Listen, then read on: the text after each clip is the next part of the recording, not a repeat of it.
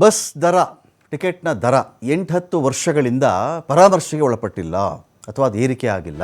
ಬೇರೆ ರಾಜ್ಯಗಳಿಗೆ ಹೋಲಿಸಿಕೊಂಡ್ರೆ ನಮ್ಮಲ್ಲಿ ದರ ಬಹಳ ಕಡಿಮೆ ಇದೆ ಅಂತೇಳಿ ಬೆಂಗಳೂರಲ್ಲಿ ಸಚಿವ ಎಚ್ ಸಿ ಮಹದೇವಪ್ಪ ಪ್ರತಿಕ್ರಿಯೆ ಕೊಟ್ಟಿದ್ದಾರೆ.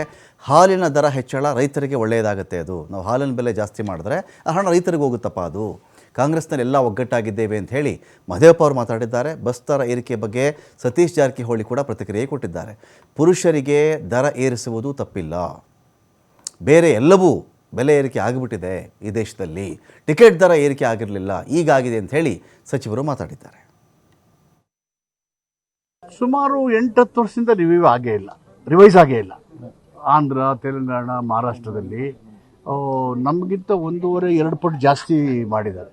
ಸೊ ಸಹಜವಾಗಿ ಅದನ್ನು ರಿವ್ಯೂ ಆಗದೇ ಕಾಲಕ್ಕೆ ಆಗದೇ ಭಾಳ ವರ್ಷ ಆದ್ದರಿಂದ ಅನಿವಾರ್ಯವಾಗಿ ಮಾಡಲೇಬೇಕಾಯಿತು. When compared to other states ಈಗಲೂ ನಮ್ಮದು ಕಡಿಮೆನೇ ಇದೆ. ಈ ಹಾಲಿನ ದರ ಏರಿಕೆ ಬಗ್ಗೆ ಕೂಡ ಚರ್ಚೆ ನಡೀತಾ ಇದೆ ಸರ್. ಅದು ಚರ್ಚೆಯಲ್ಲಿದೆ. ಅದನ್ನು ಪಾಸಿಟಿವ್ ಆಗಿ ಪರಿಗಣಿಸಬೇಕು ಅಂತ ಒತ್ತಡ ಇದ್ದಾವೆ. ಅದೇನು ರೈತರಿಗೆ ಬೆನಿಫಿಟ್ ಆಗುತ್ತೆ? ರೈತರಿಗೆ ಅನುಕೂಲ ಆಗುತ್ತೆ. ಸುಮಾರು 8-10 ವರ್ಷದಿಂದ ರಿವೈಸ್ ಆಗೇ ಇಲ್ಲ. ಆಂಧ್ರ, ತೆಲಂಗಾಣ